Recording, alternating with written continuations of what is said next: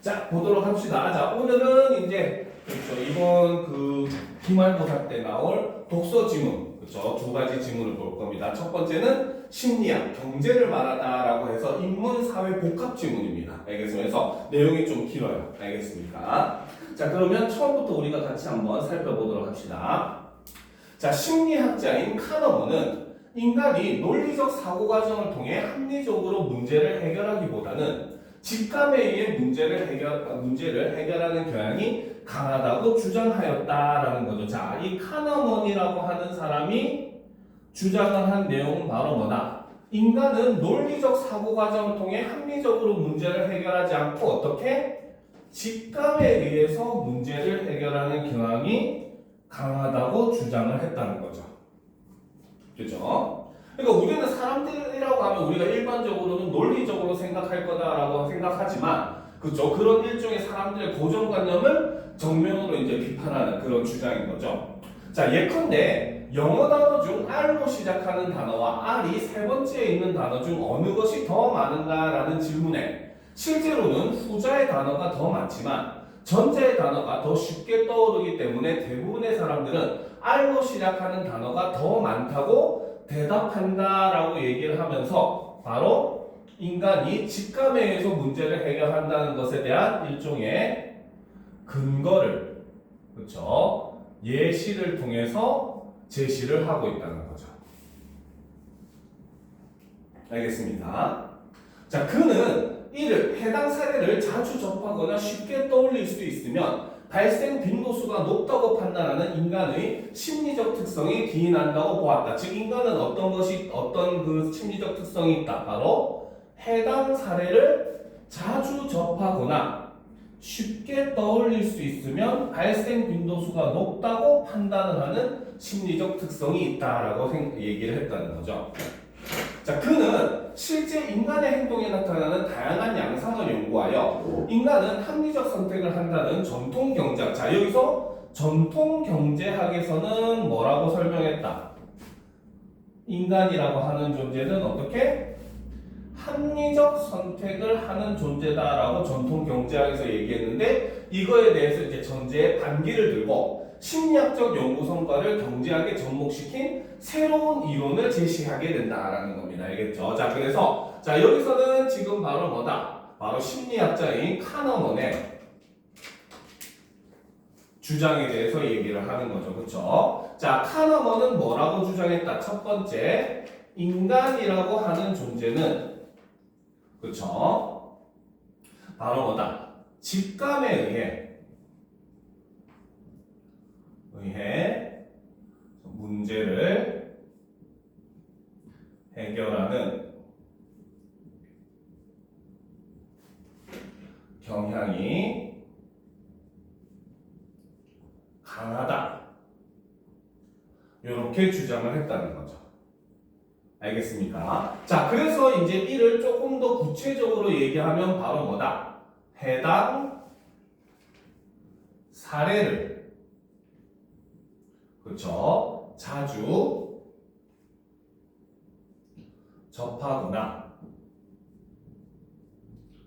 접하거나 쉽게 떠올릴 수 있으면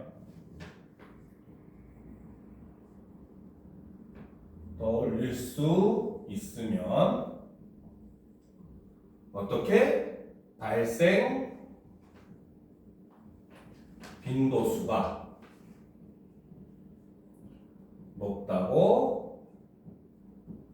판단을 한다는 거죠. 즉, 쉽게 떠올리는 일이 더 자주 일어난다라고 사람들이 착각을 한다라고 하는 게 바로 이 카너먼이 주장한 핵심적인 내용이라는 겁니다. 알겠습니까? 자, 그런데 이제 이와 반대해가지고, 그쵸?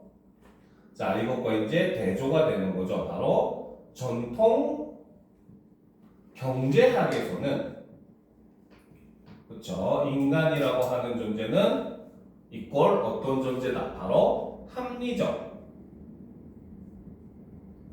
선택을 하는 존재로 인식을 했는데, 이거에 대해서 이제 카너먼은 뭡니까? 반박을 했다라는 거죠. 그래서 이를 통해서 지금 새로운 이론을 제시를 하게 되었다라는 겁니다. 알겠습니까? 그래서 여기서 보면 대조라기보다는 정확하게 얘기하면 뭐라고 해야 돼? 위에서 아래로 이제 이것을 반박했다.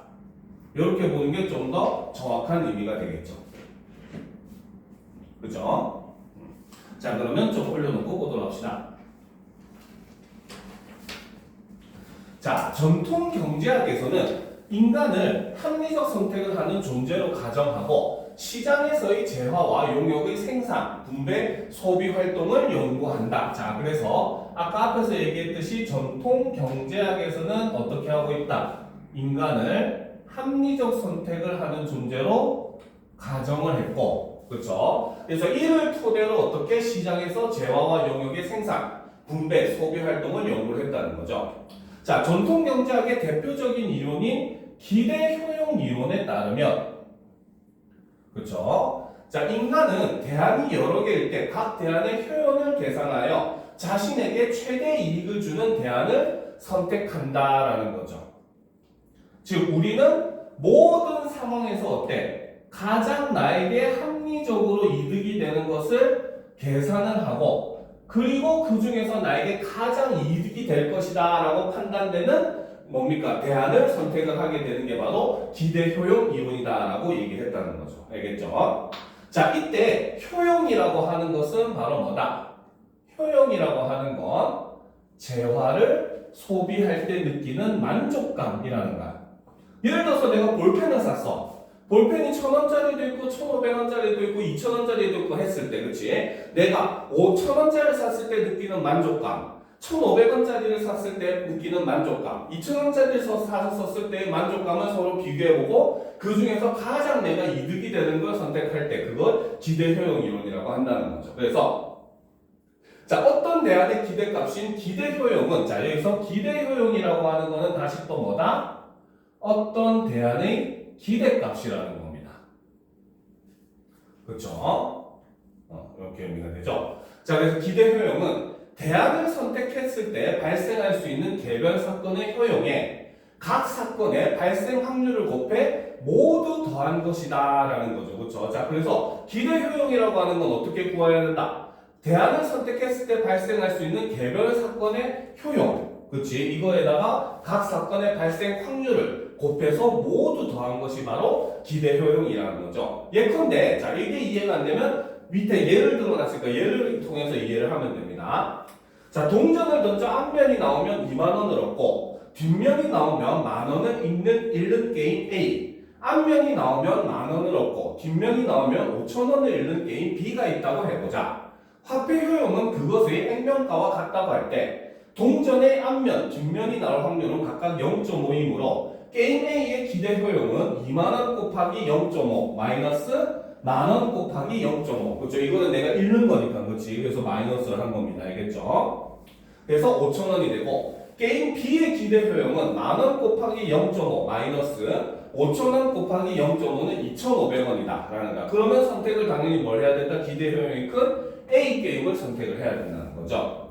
그래서 기대 효용 이론에 따라 합리적인 판단을 한다면 바로 뭐다? 기대 효용이 더 큰 게임 A를 선택해야 하지만 실제 선택한 상황에서는 대다수의 사람들이 게임 B를 선택한다. 이제 여기서부터는 바로 뭐다? 전통 경제학의 얘기가 아니라 카너먼의 얘기가 되는 겁니다. 알겠죠? 자, 그러면 자, 카너먼과 이제 전통 경제학을 비교하는 문제를 한번 보도록 합시다. 자, 전통 경제학의 이론 중에 바로 기대 효용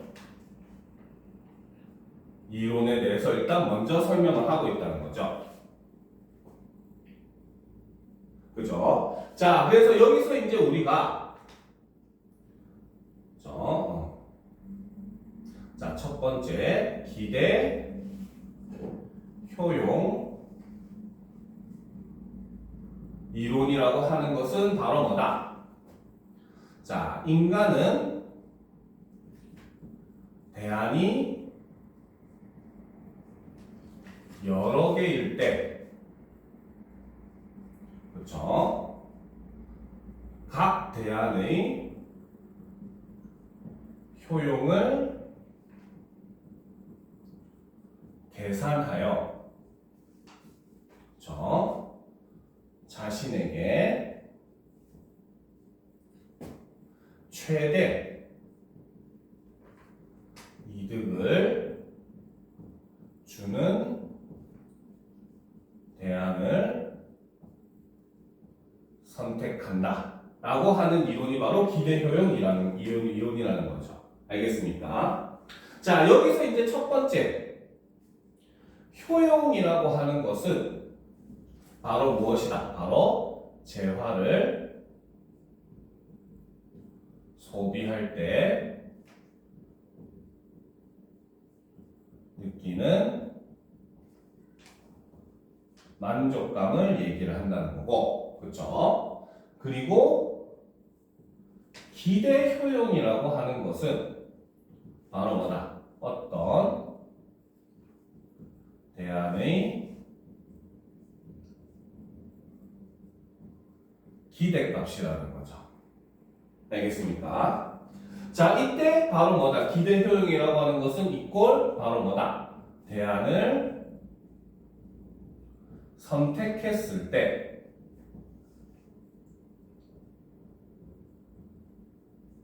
발생할 수 있는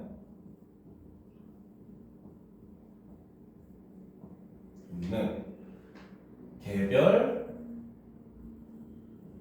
사건의 효용에다가, 그쵸? 각 사건의 발생 확률 곱하기 각 사건의 발생 확률을 이렇게 곱한 것이다 라고 이야기를 한다는 거죠. 알겠습니까?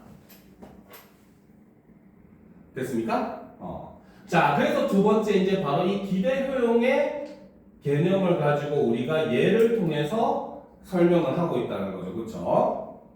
자, A 게임 같은 경우는, 그렇지, A 같은 경우는, 자, 동전 앞면이면 플러스 2만 원이고, 반면에 뒷면이 나오면 마이너스 만 원이 되는 거죠. 그렇죠? 그죠? 이해가 되죠? 그 다음 게임 B 같은 경우에는, 자, 동전 앞면이 나오면 플러스 만원 이지만 뒷면이 나오면 마이너스 5천원 이라는 겁니다. 알겠죠? 자, 이랬을 때, 자, 각 게임의 기대 효용을 계산해 보면, 그렇죠? A 같은 경우는 바로 뭐다? 2만원 곱하기 0.5 바로 앞면이 나올 확률이죠. 그렇죠?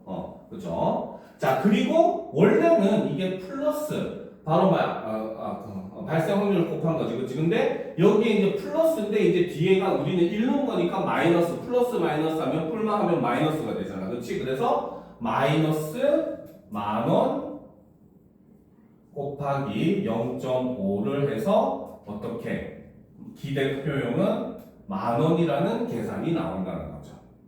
5천원이네, 5천원, 쏘리. 자, 5천원이라는 계산이 나온다는 겁니다.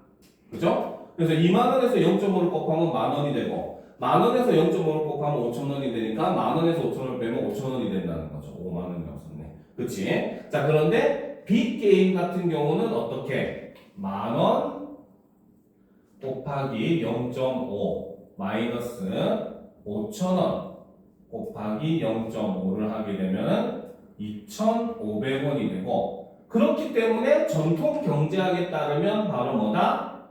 게임 A를 선택하는 것이 기대 효용이 더 크다는 거죠. 그러면 전통 경제학에 따르면 당연히 사람은 A를 선택하는 게 맞게 될 거 아니야. 인간이 뭡니까? 합리적 선택을 하는 존재라면. 그렇죠? 자, 그런데 실질적으로 보니까 실제 상황에서는 오히려 사람들이 게임 B를 선택을 하는 경우가 훨씬 많더라는 겁니다. 알겠습니까?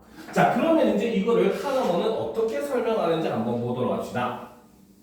자, 카너먼은 이러한 선택의 문제를, 자, 그래서 카너먼이 그 주장한 내용이죠. 그쵸? 그래서 여기는 네모를 합시다. 그래서 이렇게 서로 차이 나게만 밑줄 긋고 물결 표시를 하고 하더라도 구분이 쉽게 되는 거예요. 알겠죠? 자, 카너먼은 이러한 선택의 문제를 설명하기 위해서 무엇을? 전망 이론을 제시했다라는 거죠. 그죠? 자, 전망 이론은 바로 뭐다? 이득보다 손실에 대해 민감하게 반응하는 인간의 심리가 선택 행동에 미치는 영향을 설명하는 이론이 바로 이 전망 이론이라는 겁니다. 알겠죠? 자, 여기서 전망이라고 하는 것은 바로 무슨 뜻이다? 바로 이득과 손실에 대해 사람들이 느끼는 심리 상태를 전망이라고 한다는 거죠.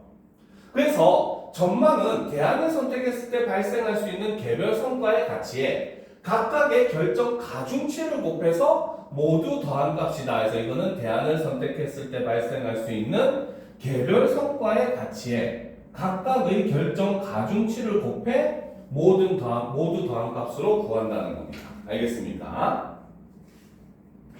됐습니까? 그쵸? 자, 그러면 일단 이것도 우리가 정리를 하고 내용을 들어가 보도록 합시다. 알겠습니까? 자, 여기까지 다 적었지, 그치? 그쵸? 실제로 기대형이 더 크다는 거죠. 그런데, 자, 밑으로 화살표하고, 하지만 실제 사례에서는 B를 더 많이 선택을 하더라는 거죠. 알겠습니까? 자, 그래서 이거를 설명하기 위한 게 바로 카너먼의 전망 이론이라는 거죠. 자, 그래서 전망 이론의 개념을 먼저 한번 살펴보게 되면 전망 이론은 이득보다 손실에 대해 민감하게 반응하는 인간의 심리가 선택 행동에 영향을 미친다 라고 주장하는 게 바로 이 전망 이론인 것이고, 자, 이 전망 이론에서 얘기하는 이 전망이라고 하는 것은 바로 무엇이다? 바로 이득과 손실에 대해 사람들이 느끼는 심리 상태를 전망이라고 했다는 거죠. 그래서 이 전망은 이걸 어떻게 구한다? 바로 대안을 선택했을 때 발생할 수 있는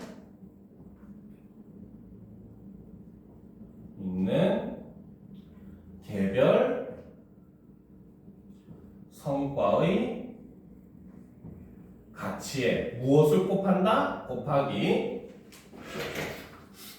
각각의 결정 가중치를 곱해서 모두 더한 값이라는 겁니다. 그래서 가중치라고 하는 것은 우리가 중요하다고 생각하는 것에 더 가치를 두기 위해서 거기에 더 큰 수를 곱하는 거거든요. 알겠지?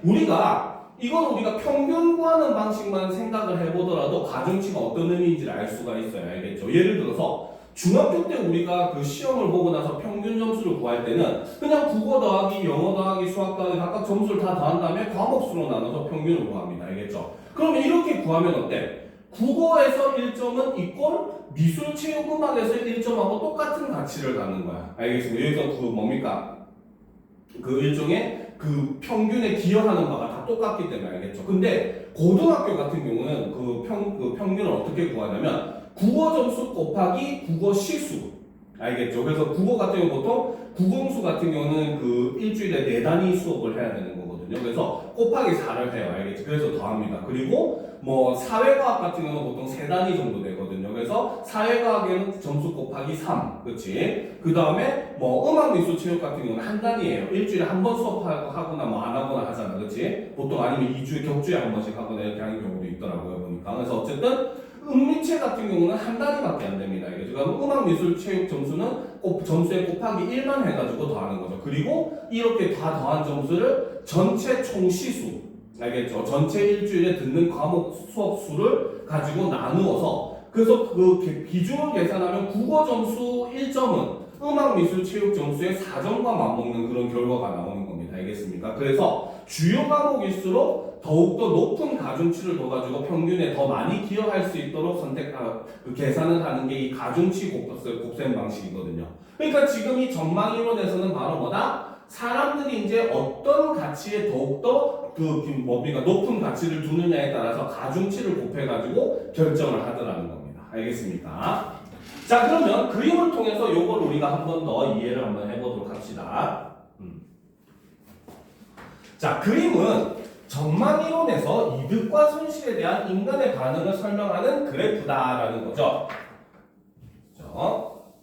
자, 이건 이제 그림 해석을 잘해야 됩니다. 여기서 X축은 성과를, X축이 성과죠. 그렇죠? 그 다음에 Y축은 성과에 대해 사람들이 부여하는 가치를 나타낸다라는 겁니다. 그렇죠? 자, 그리고 두 축이 교차하는 지점은, 그렇지? 교차하는 지점은 바로 현재 나의 상황을 의미하는 중거점. 그래서 두 축이 교차하는 요 지점이 바로 중거점이고, 요런 건 적어 놓으면 되겠죠. 그림에다가. 이 중거점은 바로 뭐다? 현재 나의 상황을 나타내주는 점이라는 거죠. 그렇죠? 자, 중거점으로 이를 기준으로 오른쪽은 이득 영역이고, 알겠지? 그래서 이 중거점을 기준으로 오른쪽은 이득 영역이고 왼쪽은 손실 영역이라는 겁니다. 알겠습니까? 그러면 그래프가 위에 있든 아래에 있든 이쪽은 이득 영역, 이쪽은 손실 영역이 된다는 거죠. 그렇죠? 자, 이 그래프에서 이득 영역의 VA와, 그쵸? VA와, 그치? 그 다음에 손실 영역의 V-A의 절대값을 비교하면 후자의 값이 지금 더 크다는 겁니다. 그렇죠? 지금 VA, 얘의 절대값은 요만큼이야. 그치? 그런데 VA, 얘의 절대값은 이만큼이 착용을 하고 있죠. 알겠습니까? 똑같은 V인데도 불구하고. 그치? 자, 그렇기 때문에 이때 보게 되면은 바로 VA와 절대값이죠. 그 다음에 V-A를 절대값으로 비교하면 V-A 쪽이 절대값이 더 크게 나타난다는 겁니다. 알겠습니까? 자, 그래서 절대값을 비교하면 후자의 값이 더 크다는 것을 알 수 있는데 이는 같은 크기의 이득과 손실이 있을 때 바로 뭐다? 같은 크기의 이득과 손실이 있을 때 이득감보다 손실감이 더 크다라는 것을 의미한다는 거죠. 알겠습니까? 자, 그래서 이제 여기서 바로 그치? 자, 그림을 통해서 바로 뭐다? 그쵸? 전망이론 그래프를 보게 되면은 여기서는 어떤 내용을 얘기한다? 바로 사람들은 절대값 VA랑 그죠? 절대값 V-A를 서로 비교를 했을 때 사람들은 후자인 그 손실 영역에 해당하는 V-A를 더 크게 느낀다는 거야. 그렇지? 그래서 이것은 이꼴 바로 무엇을 의미한다? 바로 같은 크기의 이득과 손실이 있을 때 이득감보다 손실감이 더 크게 느껴진다는 거죠. 알겠습니까? 그러니까 쉽게 생각을 한번 해보면 됩니다. 알겠습니까? 자, 만약에 선생님이 서현이한테 돈을 10,000원을 줘. 알겠지? 그러면 이득은 서현이가 지금 10,000원을 이득 본 거야. 그쵸? 근데 만약에 서현이한테 5,000원을 뺏어가. 다시 5,000원을 다시 뺏어간단 말이야. 알겠지? 근데 서현이는 결과적으로 얘기하면 오히려 5,000원 이득이야. 근데 뭐라고 생각한다?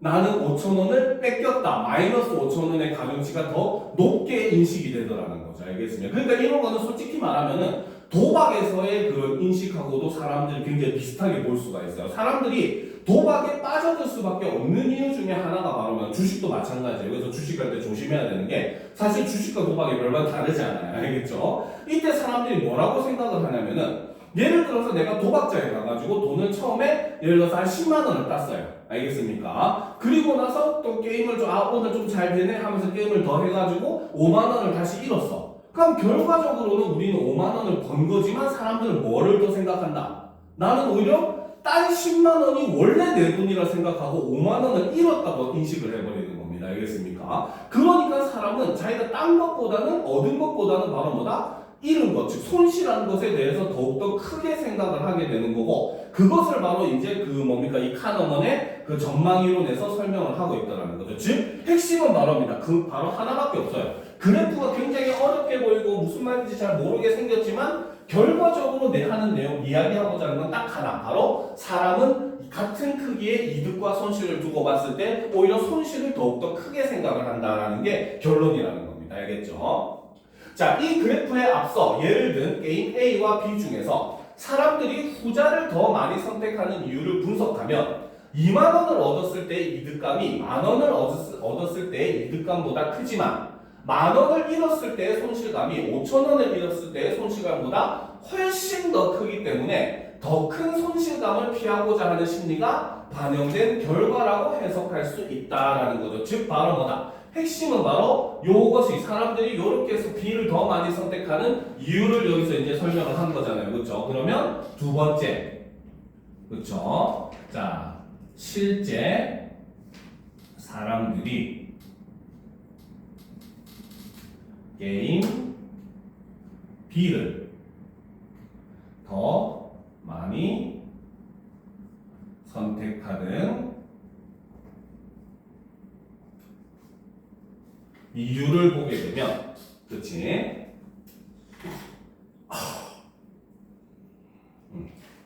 알겠습니까? 자, 여기서 보면은, 자, 2만 원을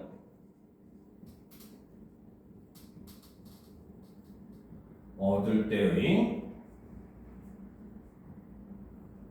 이득감, 그치? 이득감보다는 당연히 10,000원을 얻을 때의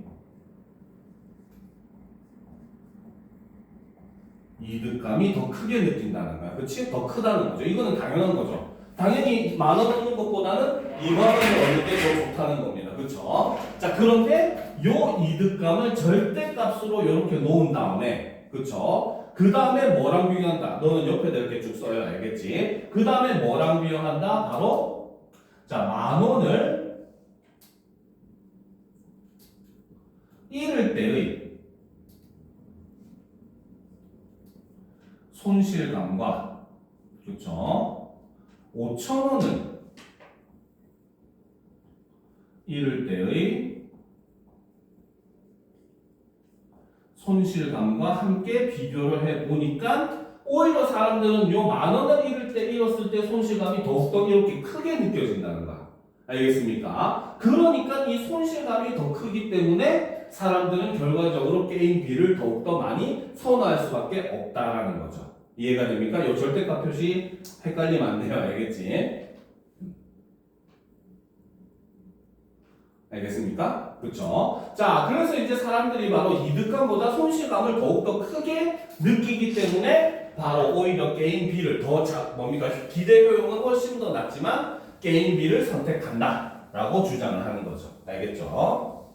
자, 그러면 계속 이어서 보도록 합시다. 자, 전망이론에서는 이러한 심리가 실제 선택 행동에 영향을 미치는 현상을 뭐라고 한다? 틀 효과로 설명을 한다라는 거죠. 자, 이에 따르면 사람들은 여러 대안 중 하나를 선택할 때 선택 상황이 자신에게 이득을 주는지 손실을 주는지에 따라 전자를 긍정적 틀로, 그쵸? 바로 자신에게 이득을 주는 거를 우리는 뭐라고? 긍정적인 틀로 인식을 하고, 그쵸? 그 다음에 손실을 주는 것을 뭘로? 부정적 틀로 인식을 한다는 거죠. 알겠습니까? 그래서 그 결과 사람들은 긍정적 틀에서는 어떻게? 긍정적 틀에서는 확실한 이득을 주는 대안을 선택을 하고, 그쵸? 왜? 이거는 당연히 내가 뭐다? 뭔 짓을 해도 어느 정도 이익은 볼 수 있다라는 그런 확신한 안정감이 이제 존재를 하니까 그때는 어때? 가장 이익이 큰 대안을 선택을 한다는 거죠. 알겠죠? 그런데 반면에 부정적 틀에서는 바로 우리가 뭔가 잃을 수 있다는 그런 상황에서는 어떻게? 틀에서는 불확실한 손실을 주는 대안을 선택을 한다라는 겁니다. 알겠습니까? 자, 일단 이것도 좀 정리를 해보도록 합시다. 전망이론 세 번째 내용이죠. 그쵸? 자, 전망이론 세 번째에서 이제 설명하는 틀 효과라는 게 있습니다. 자, 여기서 기읍, 바로 긍정적 틀이라고 하는 것은 이꼴, 바로 무엇이다? 그쵸? 선택 상황이 자신에게 이익을 주는 경우를 긍정적 틀로 인식을 한다는 거죠. 자, 그리고 반면에 두 번째 부정적 틀은 바로 무엇이다? 바로 선택 상황이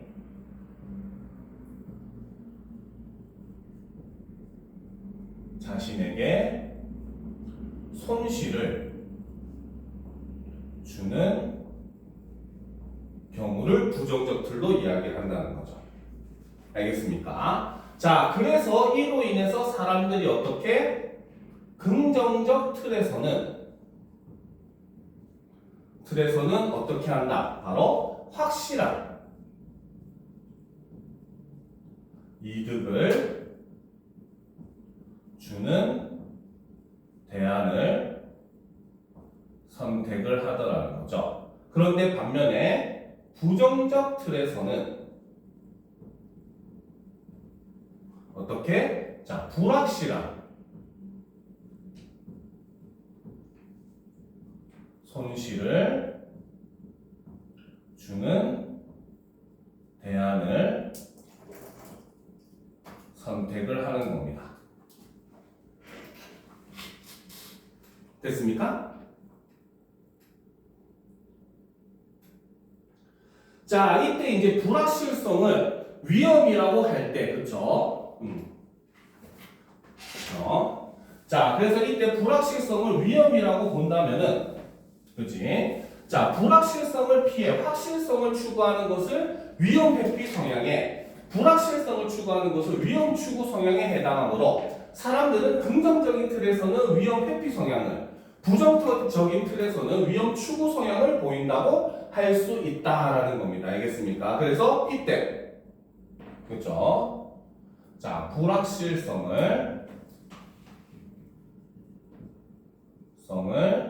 위험이라고 가정을 하게 되면, 그렇죠? 자, 사람들은, 그렇죠? 자, 바로, 자, 불확실성을 피해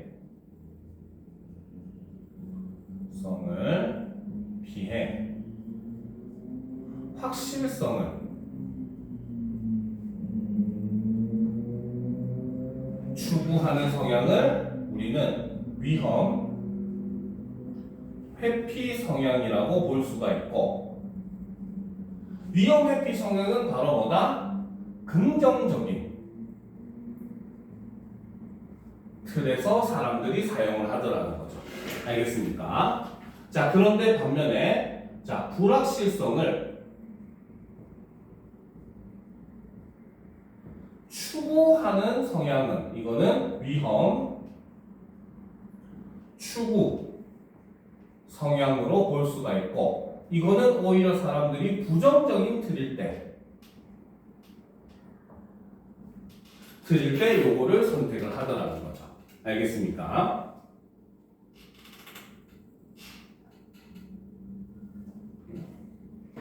됐습니까? 그렇죠. 자, 그런데 이제 이와 같은 다음 선택 상황에서 이와 같은 틀 효과를 확인할 수 있다. 요거는 옆에다 계산을 해놓으면 되겠죠, 그렇죠? 자, 일단 먼저 100만 원이 있으면 A 안과 B 안 중 한 가지를 택할 수 있다는 거 알겠지? 자, A 안은 0.5의 확률로 100만 원을 받거나 아무것도 받지 못한다라는 거죠, 알겠죠? 그다음 B 안은 1의 확률로 50만 원을 받는다라는 거. 즉, 여기서 0.5는 50%라는 뜻이고 1은 100%라는 뜻입니다. 알겠습니까?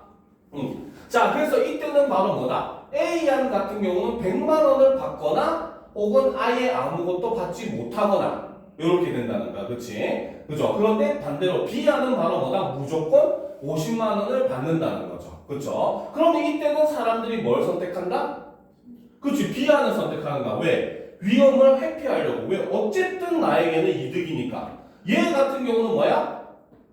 일종의 뭡니까? 아무 변화 없음 또는 100만 원 이득이거나 얘는 무조건 50만 원 이익이잖아. 그렇지? 그러면 사람들은 오히려 위험 회피 성향에 따라서 B안을 선택을 하더라는 거죠. 알겠습니까? 자, 그런데 상황이 100만 원이 있으며 C안과 D안 중 택을 할 때 C안 같은 경우는 0.5의 확률로 100만 원을 잃거나 아무것도 잃지 않는다. 얘는 손해를 아예 100만 원을 다 보거나 안 볼 가능성이 존재를 하는가. 그렇죠? 근데 반면에 D안은 1의 확률로 50만 원, 얘는 무조건 50만 원을 잃는다는 거. 그럼 사람은 여기서는 뭘 선택한다? 그렇지, C안이 되는 거죠. 알겠습니까? 즉, 이 경우 같은 경우는 상황 1 같은 경우는 옆에다 적어놓읍시다. 얘는 긍정적 틀이 되는 거죠. 이득을 보는 상황이잖아. 그렇지? 자, 그렇기 때문에 이때는 사람들이 뭘 선택한다? 위험, 회피 성향을 추구를 한다는 거죠. 그죠? 그러니까 결과적으로 어떻게? 확실한, 적지만 확실한 이득이 있는 B안을 선택을 하더라는 거죠. 알겠습니까? 자, 그런데 이 경우는 바로 부정적 틀이라고 볼 수 있다는 거죠. 그래서 이 부정적 틀에서는 사람들이 오히려 위험, 추구 성향을 추구한다고 볼 수가 있고, 그렇죠? 그러니까 바로 뭐다? 확률적이지만 손실이 없을 수도 있는 C안을 선택을 하더라는 겁니다. 알겠습니까? 자, 결과적으로 이제 밑에 설명은 사실 요 내용이긴 합니다. 알겠죠? 자, 상황 1은 이득을 주는 상황이므로 사람들은 이를 긍정적 틀로 인식하므로 많은 사람들이 이득이 불확실한 A안보다 이득이 확실한 B안을 선택한다. 반대로 상황 2는 손실을 주는 상황으로 사람들은 이를 부정적 틀로 인식하므로 많은 사람들이 손실이 확실한 D안보다는 손실이 불확실한 C안을 선택을 한다는 거죠. 자, 전통 경제학은 인간이 합리적 선택을 한다는 전제로 이상적인 경제 상황을 설명했다면 카너먼은 이러한 전제를 비판하며 실제 인간의 삶에서 나타나는 선택 행동의 특성을 심리학의 근거에 설명했다. 그 결과 인간의 선택 과정에 영향을 주는 요인들에 주목해 행동 경제학이라는 새로운 분야를 개척하였다라고 얘기하면서 여기 마지막에 제시한 바로 뭐다? 카너먼의 그렇죠? 전망 이론이 전망 이론의 의의를 제시를 하면서 그를 이렇게 마무리를 하고 있다라는 겁니다. 알겠습니까? 그래서 사람이 왜 이제 어떤 때는 뭡니까? 오히려 적지만 확실한 이득을 선택하고 어떤 때는 왜 비록 크지만 오히려 불확실한 손실을 선택하는가에 대해서 이제 이론적으로 접근한 것이 바로 이 카너먼의 그 전망 이론이라는 거죠. 그리고 그 중에 틀 효과에 대해서 이야기를 한 겁니다. 알겠습니까? 자, 그럼 이제 그 다음 글, 두 번째 글을 한번 살펴보도록 합시다. 자, 데이터 통신과 네트워크 준비됐습니까? 그렇죠? 자, 보도록 합시다. 자, 얘 보고 생각보다 어렵지는 않은데 이제 좀 여학생들 같은 건 좀 어려워할 수 있어. 왜냐면 과학적이고 막 수학적으로 계산하는 듯한 모습도 보이고 하니까 알겠는데 막상 그 뭡니까 원리만 알면 되게 쉽습니다. 알겠죠? 한번 살펴봅시다. 자, 컴퓨터 네트워크에서 데이터가 전송될 때 수신된 데이터에 오류가 있는 경우가 있다. 오류를 검출하기 위해 송신기는 오류 검출 보호를 포함한 데이터를 전송하고, 자, 오류를 검출하기 위해서 어떻게? 송신기에서는 어떻게 한다? 아예 처음부터 데이터를 전송할 때 오류 검출 부호를 포함한 데이터를 전송을 하더라는 거죠. 그렇죠? 그러니까 이거는 바로 뭐다? 원래 기본이 되는 그 뭡니까? 기본 데이터 여기에 플러스 오류 검출 부호를 더해서 이렇게 전송을 하더라는 겁니다. 전송을 할 때 알겠죠?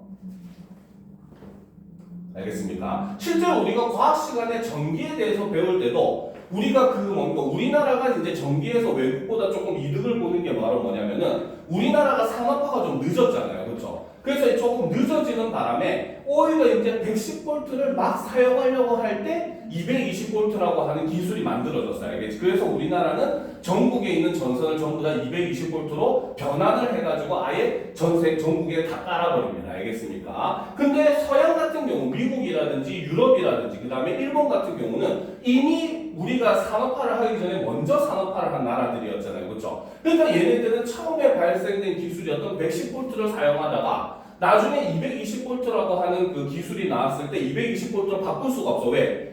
220V로 바꾸려면 기존에 있는 거 싹 다 인프라를 갈아엎어야 되니까. 그치? 근데 220V로 하면 장점이 바로 뭐냐? 전기를 전송할 때 손실량이 적어요. 알겠습니까? 데이터도 마찬가지입니다. 알겠죠? 데이터도 이 컴퓨터에서 우리가 인터넷을 통해서 다른 컴퓨터로 데이터를 옮기잖아. 우리가 메일을 보내면은 내가 친구한테 메일을 보내면 친구한테 내 데이터가 인터넷을 통해서 전송이 돼서 친구의 컴퓨터에 수신이 되는 이런 방식을 취하잖아요. 그렇죠? 근데 그때 당연히 이 왔다 갔다 하는 그 과정에서 데이터가 물론 대부분은 요즘은 손실이 안 나긴 하지만 그래도 손실이 나는 경우들이 있다라는 겁니다. 알겠죠? 그래서 이 데이터를 손실을 뭡니까?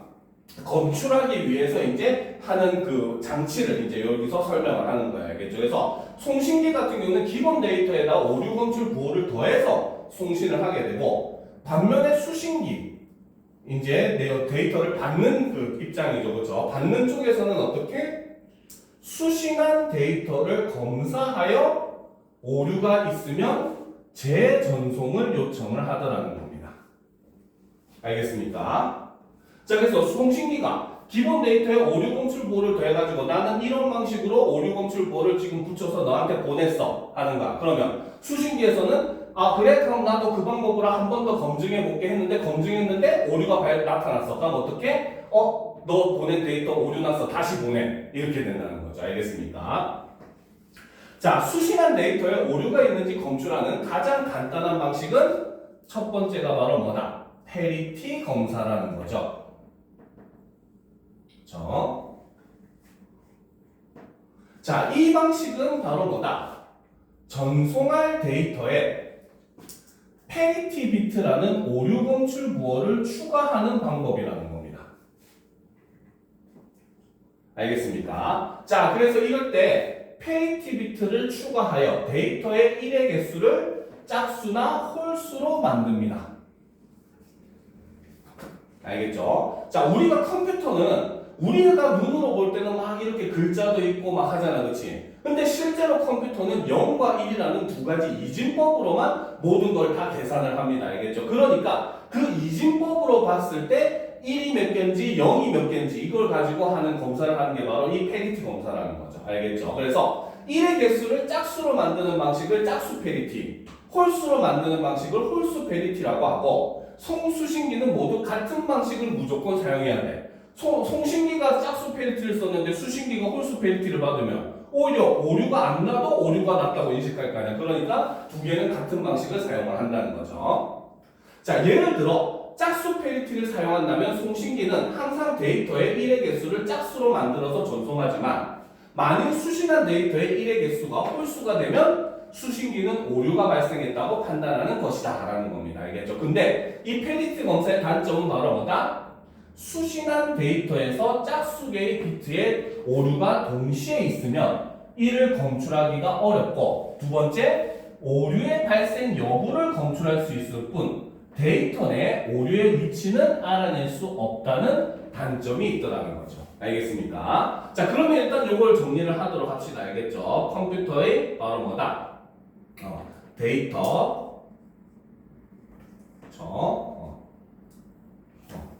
오류 검증 방식을 설명을 하는데, 첫 번째가 바로 페리티 검사라는 거죠. 그렇죠? 자, 이 페리티 검사는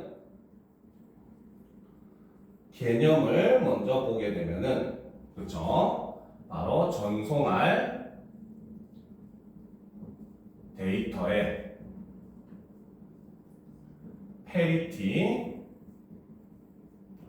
비트라는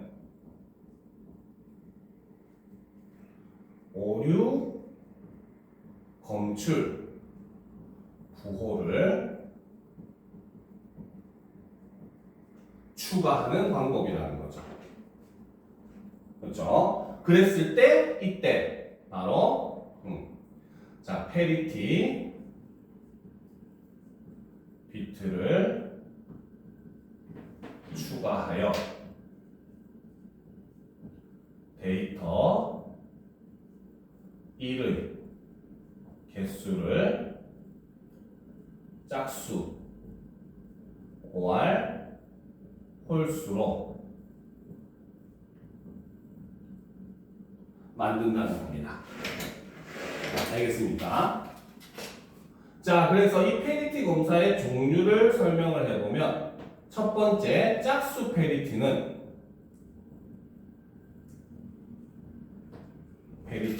바로 뭐다? 자, 바로 데이터 1의 개수가 무조건 짝수여야 된다는 거죠. 알겠습니까?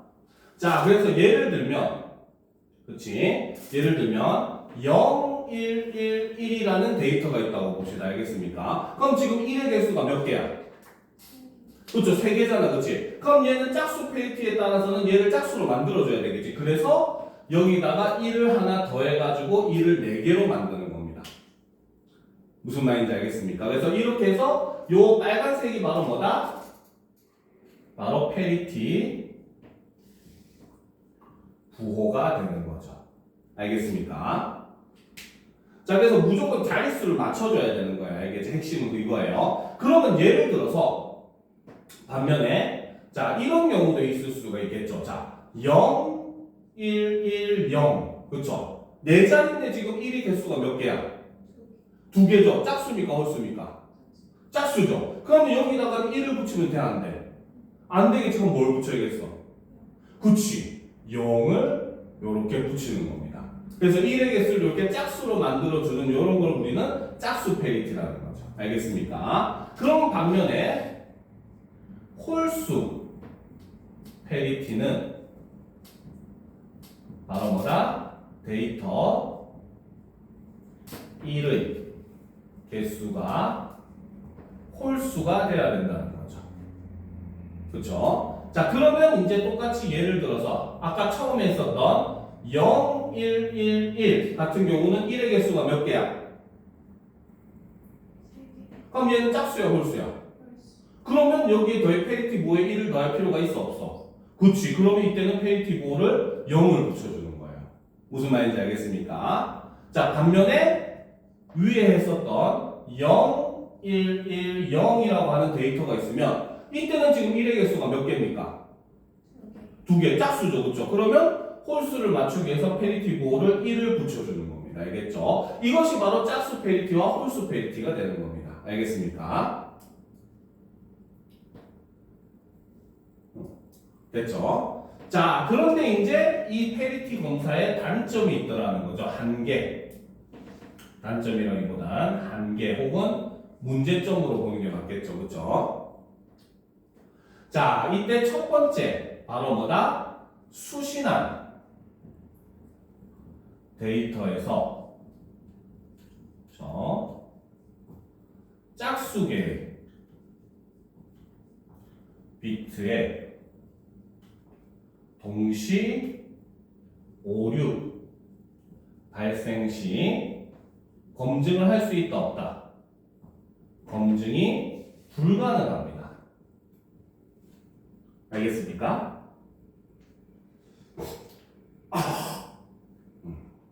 왜 그런지 이해가 돼요? 진짜? 정말? 진짜 이해가 됩니까? 자, 봐봐. 예를 들어서 보다 합시다. 아까처럼. 자, 이것도 역시 예를 들어 설명하는 게 훨씬 편하겠죠. 그렇죠? 자, 예를 들어서 자, 먼저 송신기가 그치? 데이터를 지금 전송을 합니다. 알겠죠? 송신기가 일단 예를 들어서 송신기를 하지 말고 일단 짝수 페리티를 사용을 한다고 봅시다. 뭐 홀수 페리티라도 똑같기는 해요. 알겠죠? 자, 짝수 페리티를 사용한다는 가정을 한번 해보도록 합시다. 알겠죠? 자, 송신기가 먼저 데이터를 보냅니다. 그렇죠? 원래 보내려고 하는 데이터가 바로 뭐다? 첫 번째 썼던 0, 1, 1, 1. 그렇죠? 짝수 페리티니까 얘를 페리티 부호를 붙여가지고 1을 하나 더 붙여서 5개를 송신을 하게 돼요. 그렇지? 자, 송신을 합니다. 그런데 수신기가 받았는데, 그치? 수신기가 받았는데 2개의 오류가 생겨가지고, 여기 첫 번째 0자리가 1이 돼버렸고, 그쵸? 그 다음에 두 번째 1자리는 그대로 잘 왔는데, 그죠? 그 다음 세 번째 1자리가 또 한 번 오류가 나가지고 여기가 1이 아니라 0이 온 거야. 알겠습니까? 그리고 이제 네 번째 1의 자리는 그대로 왔고 페리티 부호도 그대로 왔어. 그쵸? 자, 그러면 여기서 1의 개수가 몇 개야? 얘는 1의 개수가 몇 개야? 같은 데이터야? 아니죠. 그러니까 이 오류는 발생할 수가 찾아낼 수가 없다는 겁니다. 이거는 홀수도 마찬가지예요. 홀수에서도 0, 1, 1, 0을 보냈단 말이야. 그치? 근데 여기서 똑같이 오류가 생겨가지고 0, 0, 1, 1, 1 해서 두 군데가 오류가 생겨버리면 둘 다 1의 개수가 3개로 인식이 돼서 홀수로 인식이 되잖아요. 그렇죠? 이러니까 이때는 그러니까 짝수계, 2개, 4개 이렇게 짝수의 배수로 그 짝수로 이제 그 오류가 발생을 하게 되면은 얘를 찾아낼 수가 없다는 거죠. 알겠습니까? 자, 그리고 두 번째 한계는 바로 뭐다? 그렇죠? 자, 얘는 오류 발생 여부만 판단이 가능하죠. 즉, 바로 뭐다? 오류 위치 판단은 불가능하다는 게 한계점이 된다는 겁니다. 자, 요거는 쉬운 거니까 이제 이해가 됐죠? 그지? 근데 사실 요거 이해하면은 다음 방법도 사실 어려운 게 없습니다. 알겠습니까? 자, 그러면 이제 두 번째 방법을 보도록 합시다. 자, 전송한 데이터를 2차원 배열로 구성해서 페리티 비트를 생성하면 오류의 발생 여부뿐만 아니라 오류의 위치도 알아낼 수 있다라는 거예요. 그래서 페리티 검사가 좀 더 발전된 방식이 있습니다. 알겠죠? 바로 뭐다? 전송한 데이터를 2차원 배열로 구성해서 페리티 비트를 생성하는 이러한 방식의 일종의 페리티 검사를 더욱더 보완한 두 번째 방법이 제시가 된 거죠. 알겠습니까? 그러면 이렇게 하면 기존의 페리티 검사의 한계였던 바로 뭡니까? 바로 오류 판단만 되고 오류의 위치를 알아낼 수 없다는 단점을 보완하기 위해서 이 방법을 사용을 하게 되었다는 거죠. 그렇죠? 자, 예를 들어서 봅시다. 110011, 그쵸? 그 다음 111111 요 두 개의 데이터를 전송한다고 이제 해보도록 합시다. 알겠습니까? 자, 그러면 송신기는 1을 110011 그 다음 밑에다가 111111이라고 같이 2차원 배열로 구성을 하고, 그쵸? 가로 방향인 모든 행과 세로 방향인 모든 열의 페리티 비트를 생성한 후에 이를 포함한 데이터를 전송을 한다는 거죠. 알겠죠? 그러면 수신기는 수신한 데이터의 각각의 행과 열의 1의 개수를 세어서 오류를 검사를 한다라는 겁니다. 알겠죠? 자, 그래서 요것도 이제 설명을 해서 보는 게 더 편할 겁니다. 알겠습니까? 자, 두 번째가 바로 뭐다? 그렇죠. 바로 자, 페리티 검사를 발전시키는 거죠. 시킨 방식을 쓰는데 이 방식은 바로 뭐다? 전송할 이건 2번이지. 전송할 데이터를 2차원 배열로 구성해 페리티 비트를 생성을 하더라는 겁니다. 알겠습니까? 자, 요것도 이제 예를 들어서 보는 게 훨씬 편할 거예요. 알겠습니까? 자, 방금 했었던 두 개의 데이터를 보도록 합시다. 자, 전제가 바로 짝수 페리티를 사용을 하고, 그쵸? 자, 그 다음 데이터는 1, 1, 0, 0, 0, 1, 1 이거 하고 1, 1, 1, 1, 1, 1, 1 요 두 개의 데이터를 요 데이터를 전송을 한다고 쳐보도록 합시다. 알겠습니까? 자, 그러면 이제 이거를 뭡니까?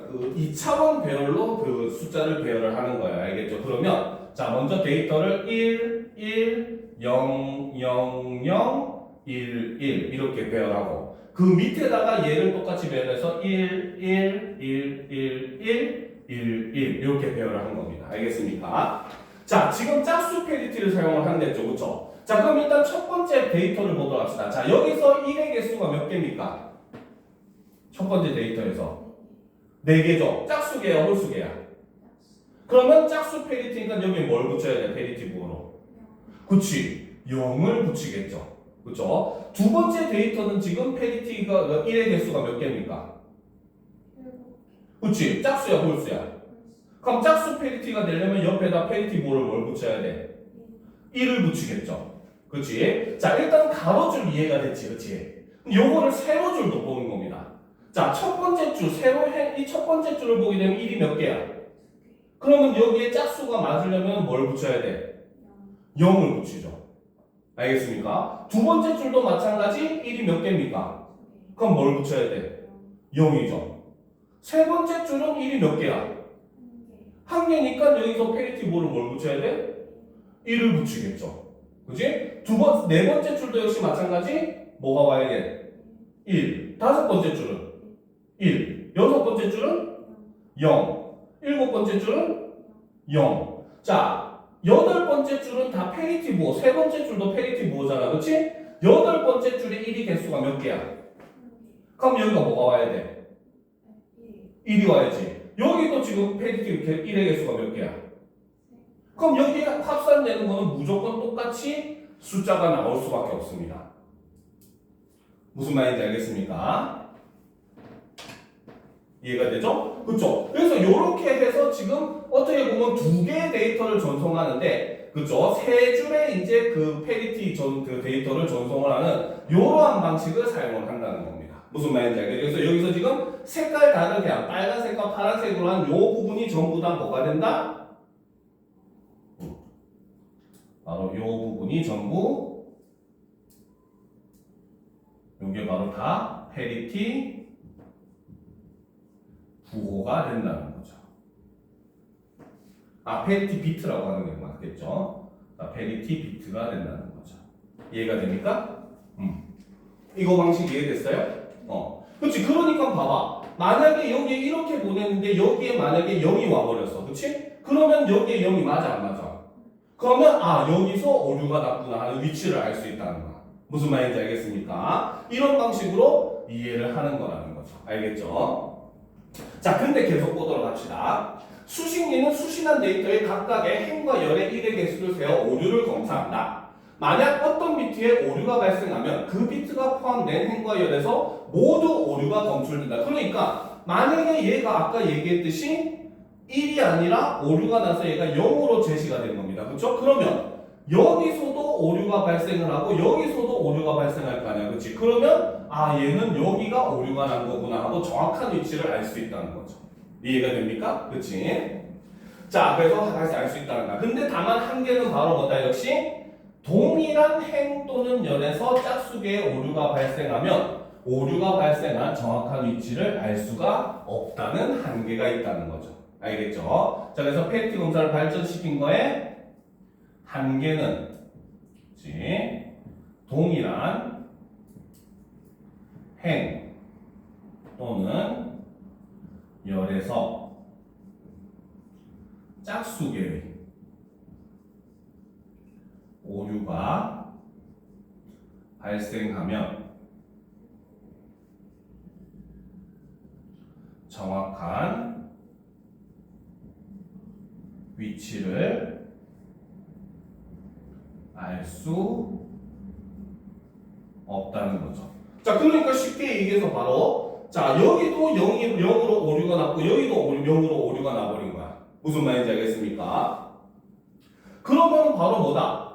지금 여기서 0이 돼버리면은 지금 여기서는 지금 오류가 발생을 하겠죠. 1이 3개밖에 없고 여기서도 오류가 발생을 합니다. 1이 6개 있는데 1이 됐으니까 그렇죠. 근데 여기서는 어디서 오류가 발생했는지 같은 열에서 발생해버리면은 어디서 발생했는지를 알 수가 없다는 거야. 무슨 말인지 알겠죠? 왜? 0은 짝수니까 0이 맞아요. 여기다 1이 들어가면 홀수가 돼버리잖아. 그러니까 이때는 0이 맞는 겁니다. 알겠습니까? 그러니까 이 경우에는 어디에서 발생했는지를 동일한 행 또는 열에서 짝수계로 발생을 해버리면은 이거는 또 위치를 찾을 수가 없다는 한계가 발생을 한다는 거죠. 여기까지 이해가 됩니까? 그렇죠? 자, 그 다음 이제 마지막 보도록 합시다. CRC 방식. 자, 세 번째가 바로 CRC 방식이라는 거죠.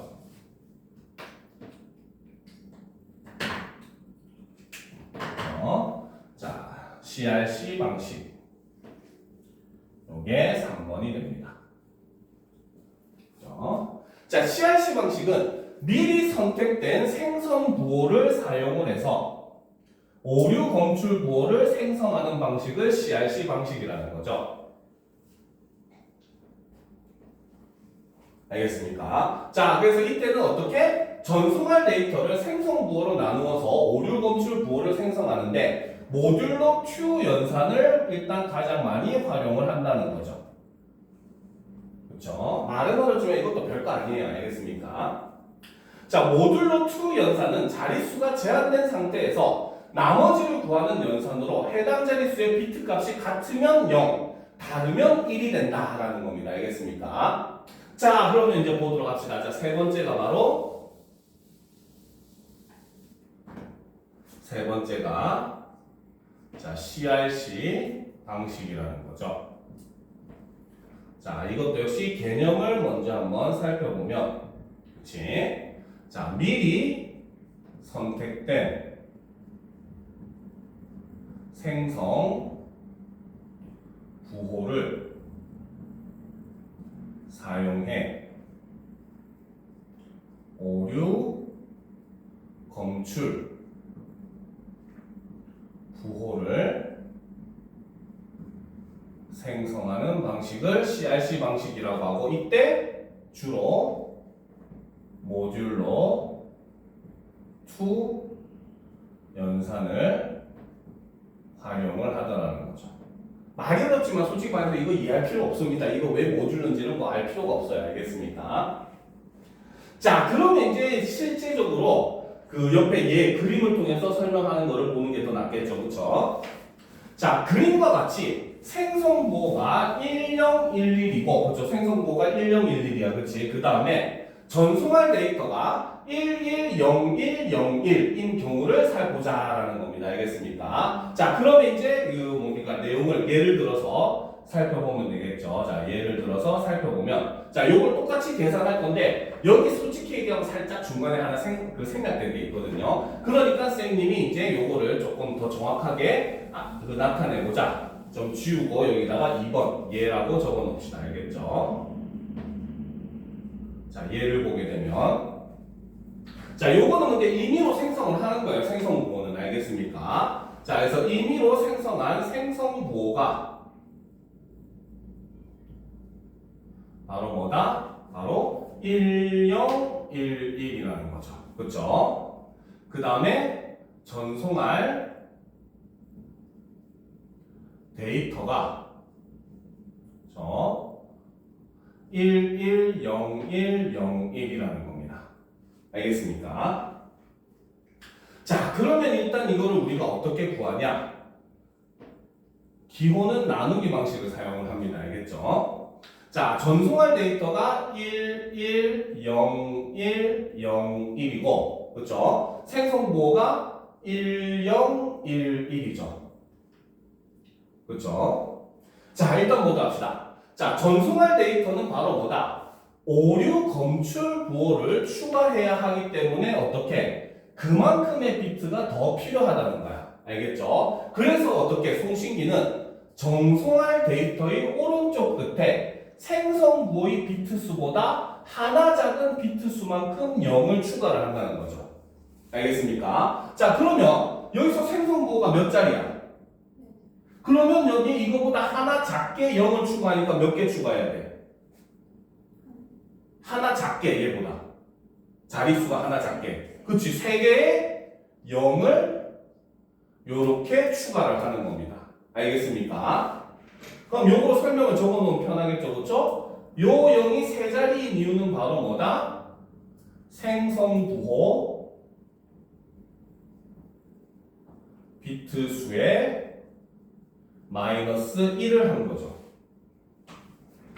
알겠습니까? 비트는 몇 자리냐? 알겠지? 그러면 10이면 몇 자리야? 몇 비트야? 10이면 몇 비트야?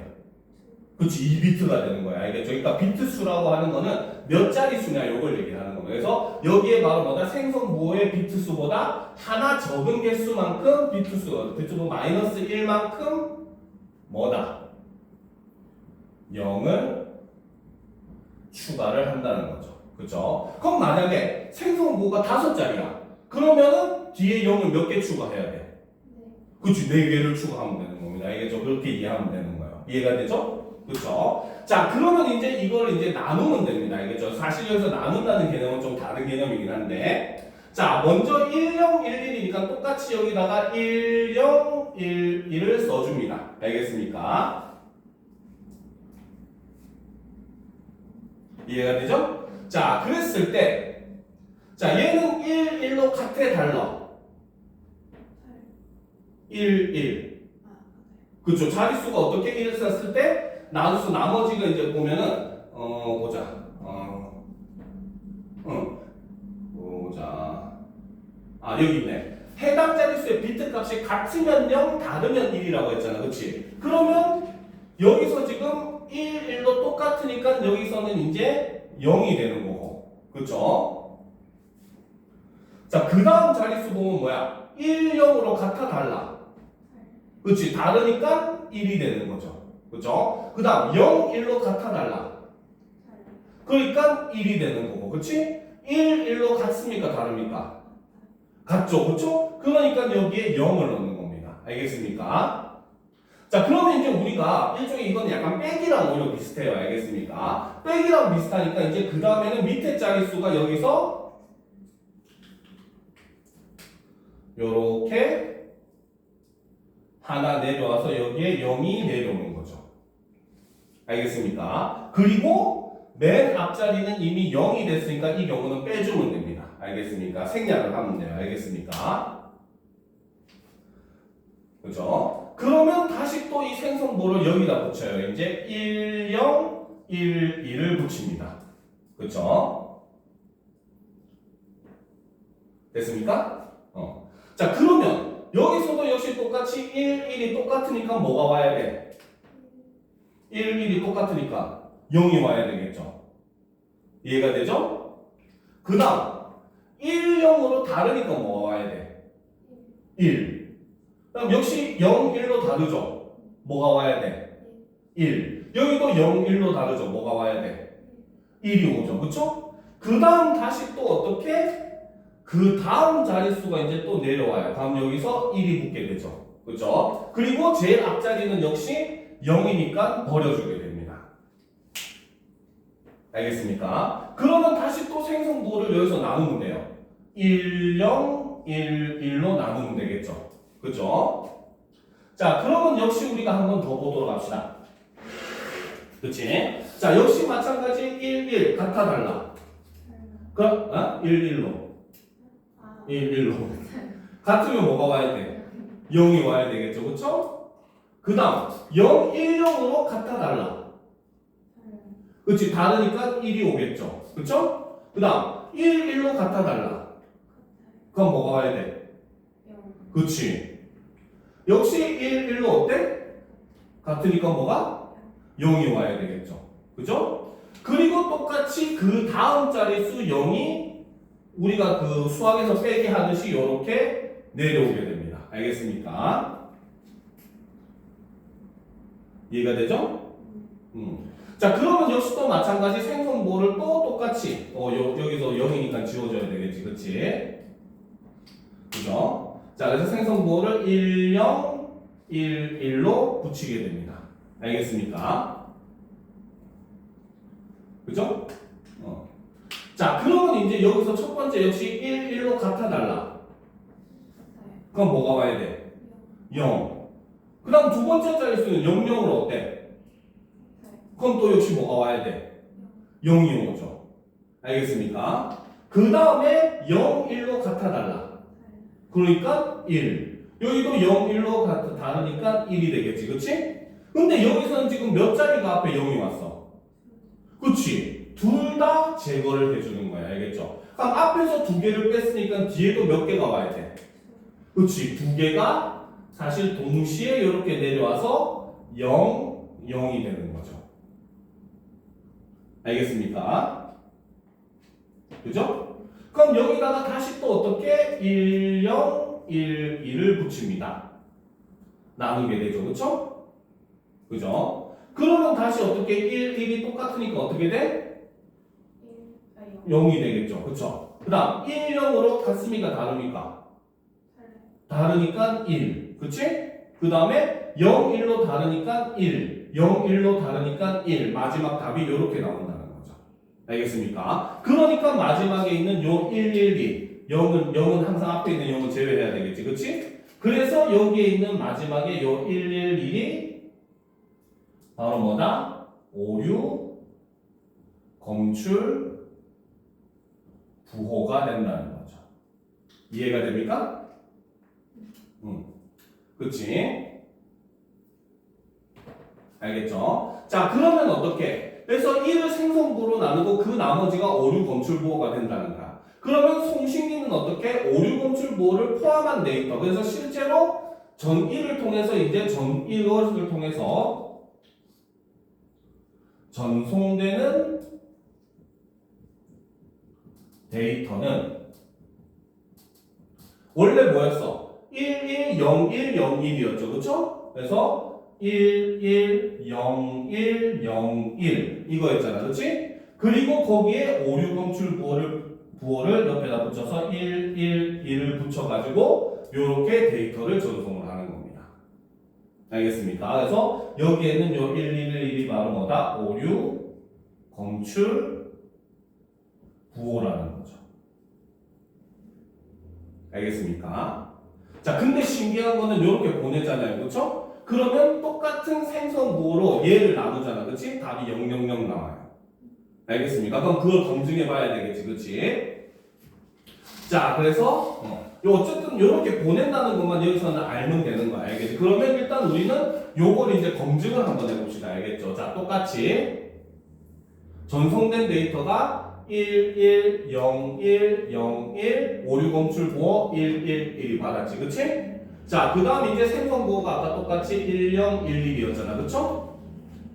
그지? 자, 그럼 이거는 이제 수신기에서 아까는 송신기에서 본 거고 수신기에서 계산을 하는 겁니다. 알겠습니까? 자, 수신기에서 이제 계산을 하면은 자, 역시 똑같이 1, 0, 1, 1을 나누게 되면 어떻게?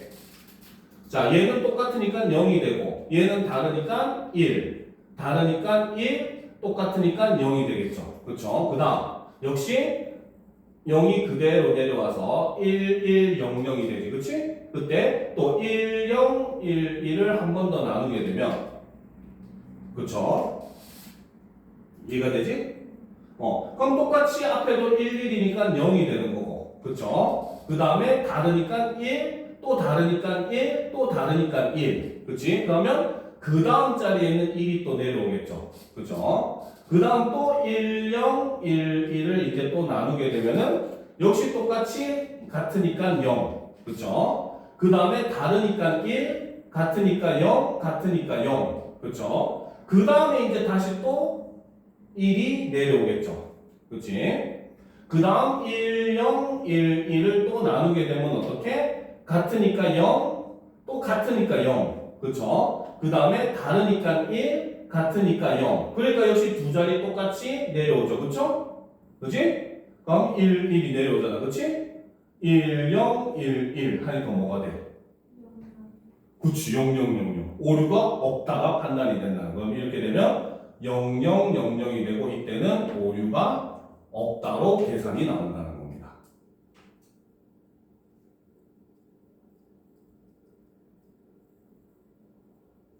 무슨 말인지 알겠습니까? 이게 바로 CRC 방식이라는 거죠. 알겠죠? 그래서 이때 나머지가 0이 아니면 수신한 데이터에 오류가 있다고 판단을 한다는 겁니다. 그래서 CRC 방식은 복잡하지만 여러 개의 오류가 동시에 생겨도 이를 검출할 수가 있어서 오류 검출 확률이 높다는 거죠. 그래서 무조건 오류가 생기면은 짝수계든 홀수계든 상관없이 무조건 오류를 검출할 수 있는 게 이제 CRC 방식이야. 단 설명 안 해놨죠. 그렇죠? 바로 CRC도 역시 마찬가지 어디서 오류가 났는지는 알 수가 없는 겁니다. 알겠습니까? 계산만 하는 거기 때문에 알겠죠? 그래서 이 방식만 이해하면 진짜 어려운 게 하나도 없어요. 알겠습니까? 자, 그러면 지금부터 이제 그 모의고사에 있는 문제를 한번 풀어보고 질문할 거 있으면 질문하도록 합시다. 알겠습니까?